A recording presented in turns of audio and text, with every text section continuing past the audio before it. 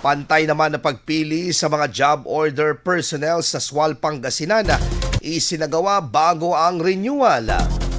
Para sa detalye kasama natin, nagbabalik Idol Aaron Navelgas.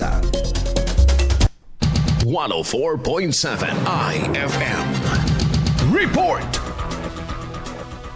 Mailalim sa komprehensibong pagsusuri ang mga job order personnel ng lokal na pamahalaan ng SWAL bilang bahagi ng proseso para sa renewal ng kanilang kontrata. Isinagawa ang naturang pagsusuri upang matiyak na ang mga desisyon kaugnay ng renewal ay nakabatay sa malinaw at patas na pamantayan, aktwal na pangangailangan ng mga tanggapan at kalidad ng serbisyong naibibigay sa publiko. Ayon sa tanggapan, layunin ng hakbang na ito na mapalakas ang organisasyon at mapahusay ang paghahatid ng serbisyo sa mga mamamayan habang isinusulong ang pananagutan at transparency sa pamamahala ng human resources. Nilinaw rin na ang proseso ay sistematikong pagpili upang matiyak ang pantay na pagkakataon at epesyenteng operasyon ng pamahalaan. Kasabay nito, kinilala naman ang patuloy na dedikasyon, sipag at malasakit ng mga job order personnel sa paglilingkod sa publiko. Kasama mo sa IFM News Tugupan, Idol Aaron Navelgas sa TAC IFM.